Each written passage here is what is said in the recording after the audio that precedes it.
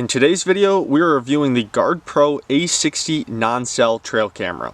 GardePro sent me this camera to review and test, and today we're going to set this camera in the woods while giving you guys a review of the camera along with some of its features and settings. If you're interested in purchasing one of these cameras, check out the description below and use my coupon code for a discount at checkout. Alright, let's just go over some functions of the camera itself. So back here we have the camera strap, which attaches itself to the tree. We have the camera infrared lights, which lights up videos during night. We have the camera lens itself. And then we have 3 PIR sensors. What's really cool about this camera is the 2 sensors on the sides. So if an animal's walking on the side of your camera, it'll actually detect and pick up the motion before the animal is actually in the view shed of the camera. So it'll turn on while that animal's walking toward your camera. So hopefully before the animal comes in the frame, you'll actually get the first look of that animal on the side profile while it's walking toward the front of your camera. I'm going to open up the latch here, which allows you to access the inside of the camera. Back here we'll have the battery compartment. Takes 8 AA batteries. Then we have the viewing screen right here, along with the menu button, the navigation buttons, a start button, on and off buttons, and then the SD card slot right here. Alright, let's go ahead and turn the camera on. Just make sure you have 8 AA batteries in there, along with an SD card down here. Just flip the off button to on. It'll take a couple seconds before it actually turns on, and there's the viewing screen. So now the camera is just in a kind of a setup mode until you hit that start button. Let's go over some of the features that the viewing screen has. First, you'll have the camera mode. So this will tell you if it's in photo, video, or a combination of both. So right now that shows just a still camera. So this is in photo mode. The photo quality, that's 8 megapixels. You have the number of photos that your camera can take, and then temperature, so it's 9 degrees Celsius, 48 degrees Fahrenheit. And you have your battery percentage down here, your date and time, and then that your SD card is actually inside the camera. Alright, let's go over some of the settings that this camera has. We're going to click menu.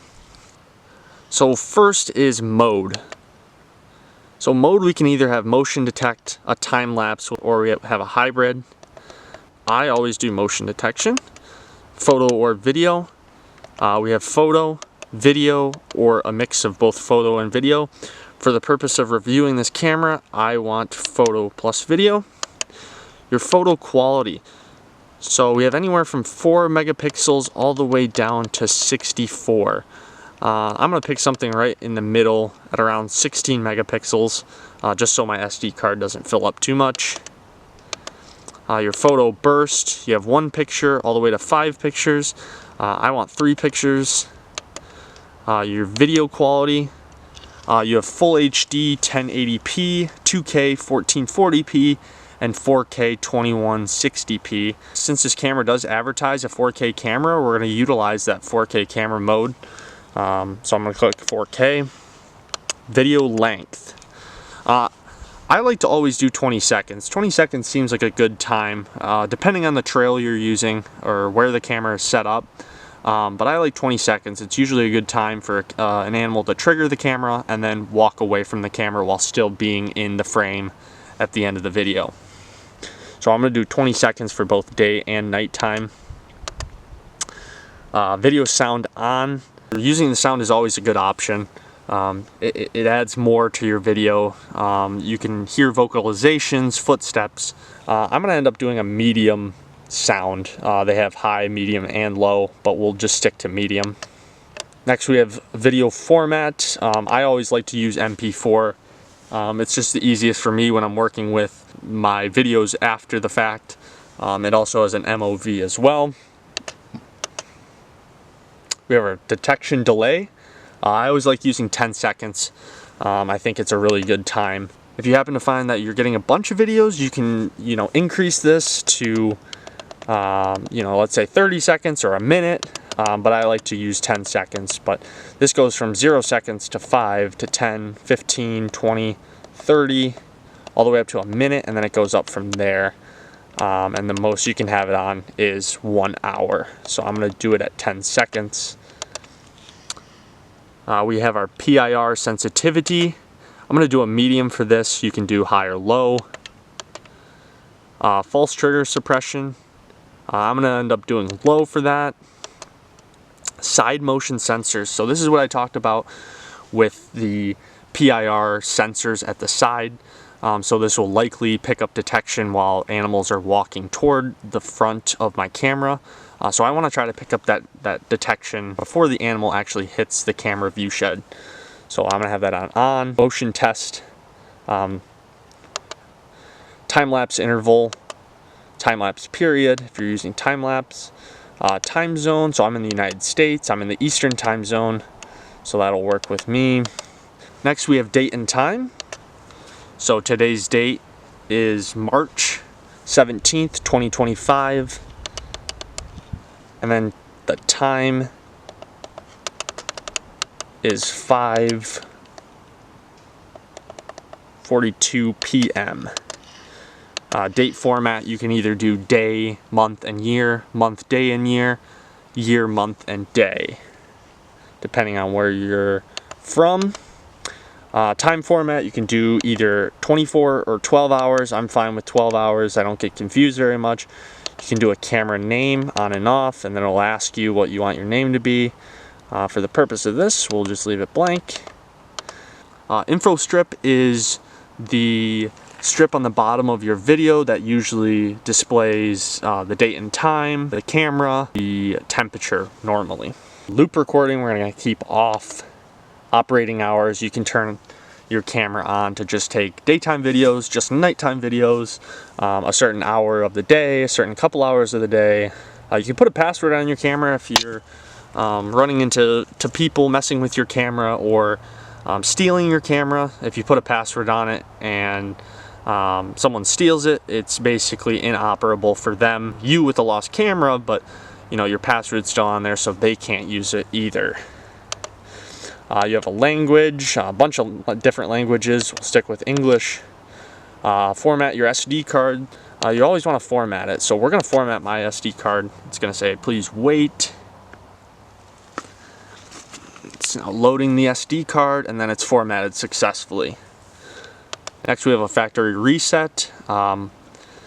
Just putting the camera back to normal. You have your advanced settings, advanced PIR or a PIR test. You can do it on and off. I'm just going to keep that version. This will tell you more about the camera. You can contact them there, and that's all the settings are. So we're going to turn this camera on. I have it on photo and video mode, and we're going to put it out in the woods and see what we capture.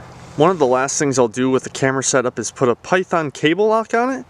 This lock basically prevents anyone from taking it unless they have a pair of bolt cutters with them, which usually most people don't in the woods. So we're going to start this camera, make sure to turn it on.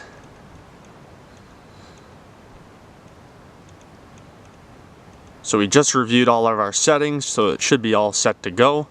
Then we're going to go ahead and push start. But it gives you about 30 seconds to shut the camera off.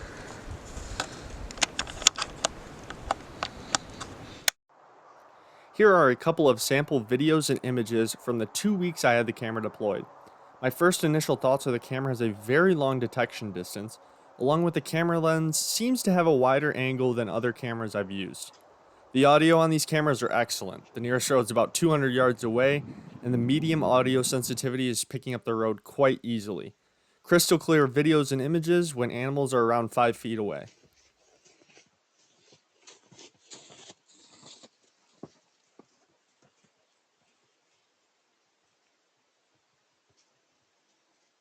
Here's a transitional video between daylight and dark.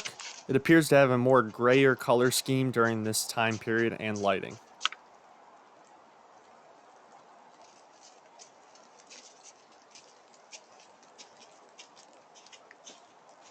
Here's a night video taken in the early morning.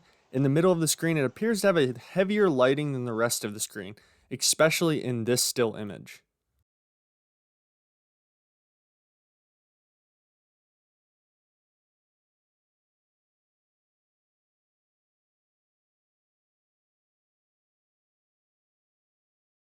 Overall, I didn't have too many false detections other than a huge snowstorm that hit this location in Michigan's Upper Peninsula. I ended up changing the settings to medium false trigger suppression to limit weather or shadow related detections. Thanks for watching this trail camera review of the GardePro A60 non-cell trail camera. If you're interested in purchasing a GardePro trail camera, make sure to check out the description below and use my coupon code for a discount at checkout.